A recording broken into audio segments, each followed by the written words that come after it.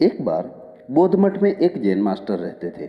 एक बार एक आदमी उनके पास आया और कहा कि गुरुजी, मैं मन से परेशान हूँ। मेरे मन में हर समय कई विचार आते रहते हैं। कृपया मुझे इन विचारों को कम करने के लिए कुछ मंत्र दे। जैन मास्टर ने उसकी ओर देखा और कहा, मेरे दोस्त, तुम हर दिन ध्यान करना शुरू कर दो। धीरे धीरे ध्यान करने से आपका मन शांत होने लगेगा। लेकिन उस आदमी ने कहा कि श्रीमान, कृपया मुझे ध्यान करने के लिए मत कहिए।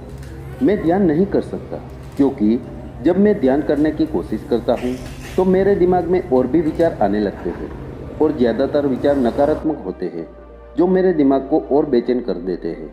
जैन मास्टर ने कहा कि चिंता मत करो बेटा, यह ध्यान के प्रारंभिक चरण में होता है, लेकिन धीरे धीरे ध्यान का अभ्यास करने से आपका मन शांत होने लगेगा। लेकिन उस आदमी ने कहा कि गुरुजी, ध्यान मेरे बस की बात नहीं है। आप कृपया मुझे मेरे मन को शांत करने के लिए कोई मंत्र दें। जैन मास्टर ने देखा कि यह आदमी इस तरह से समझने वाला नहीं है, तो उसने कहा, ठीक है, अगर आप जिद करते हो तो मैं आपको एक मंत्र देता हूँ। फिर मास्टर ने उसके कान में फुसफुसाया और कहा कि आपको इस मंत्र को बैठकर जाप करना होगा, अकेले, हर दिन। वह आदमी बहुत खुश हुआ और बोला, धन्यवाद गुरुजी, मैं इस मंत्र का प्रतिदिन जाप अवश्य करूँगा। जैसे ही वह जाने के लिए वापस मुड़ा, जैन मास्टर ने कहा, लेकिन एक बात याद रखें कि इस मंत्र का जाप करते समय बंदर के बारे में न सोचें, अन्यथा मंत्र अप्रभावी हो जाएगा। उस आदमी ने कहा कि गुरुजी, मैं बंदर के बारे में क्यों सोचूंगा?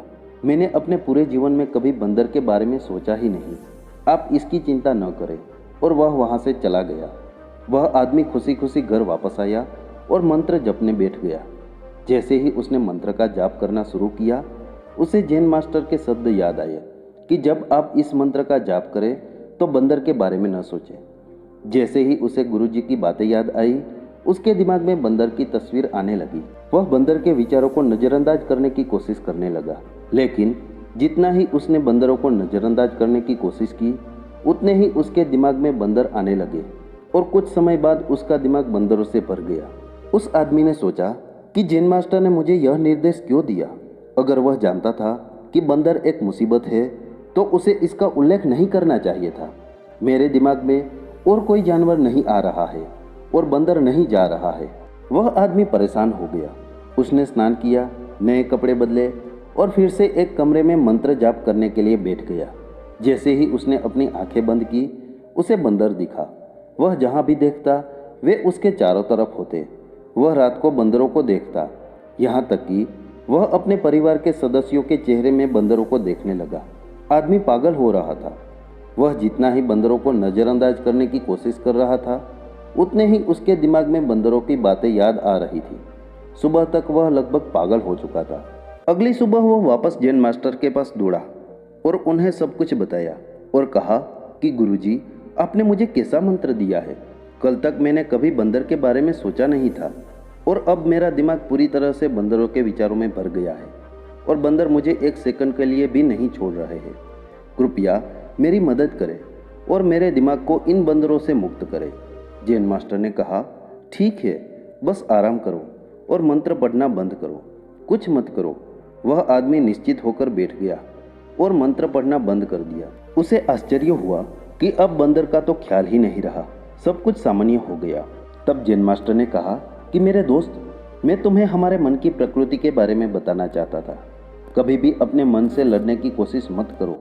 मन एक गति की तरह है, स्प्रिंग को जितना दबाओगे उतना उछलेगा। इसी तरह आप अपने मन को जितना दबाने की कोशिश करेंगे, वह उतना ही मजबूत होता जाएगा। शांत रहे, मन के विचारों को देखना शुरू करें और आप पाएंगे कि आपका मन धीरे धीरे अपने आप शांत हो जाएगा। और मन को देखने के लिए आपको ध्यान करने की आवश्यकता है। अगर हम अपने जीवन में देखें तो पाएंगे कि हमारा मन एक बंदर की तरह है, जो हर समय बेमतलब इधर उधर उछलता रहता है। यदि आप इस बंदर मन को बलपूर्वक रोकना चाहते हैं तो आप ऐसा नहीं कर पाएंगे। जैसे जितना अधिक आप उसके स्प्रिंग को दबाने की कोशिश करेंगे, उतना ही वह उछलेगा। इसी प्रकार आप जितना अपने मन के विचारों को रोकने की कोशिश करेंगे, वे विचार उतने ही अधिक बढ़ते जाएंगे। विशेषज्ञ कहते हैं कि एक इंसान का दिमाग एक दिन में 36,000 से 80,000 के बीच विचार पैदा करता है। अगर आप इन विचारों को जबरदस्ती रोकने की कोशिश करेंगे तो आप उन्हें रोक नहीं पाएंगे। इसके बजाय इसे रोकने का हर प्रयास इसे ऊर्जा देता है। इससे बचने का हर प्रयास ध्यान बन जाता है। जब आप किसी चीज से बचना शुरू करते हैं तो आप उस पर बहुत अधिक ध्यान देने लगते हैं।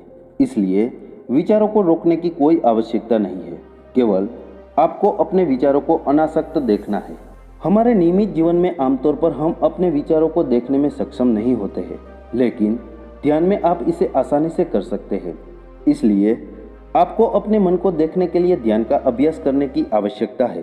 कुछ लोगों को अनुभव होता है कि जब वे ध्यान करना शुरू करते हैं तो उनके दिमाग में अधिक विचार आने लगते हैं, लेकिन इसके पीछे का कारण यह है कि जब हम ध्यान करना शुरू करते हैं तो हमारे दिमाग में छिपे पुराने विचार ऐसे निकलने लगते हैं जैसे अगर आप अपने घर की सफाई करते हैं तो सारा कचरा बाहर निकल आता है। इसी तरह जब आप ध्यान करना शुरू करते हैं तो दिमाग का सारा कचरा बाहर निकलने लगता है और आपको अधिक विचार आने लगेंगे, लेकिन आपको इसकी चिंता करने की ज़रूरत नहीं है और अपने विचारों को आते और फिर जाते देखते रहे और अपना अभ्यास जारी रखें। धीरे धीरे मन का सारा कचरा बाहर निकल जाएगा तो मन अपने आप शांत होने लगेगा और आपको कम विचार आने लगेंगे और लंबे अभ्यास से आप निश्चय ही अपने मन को वश कर पाएंगे। अस्तु। नमो बुद्धाय।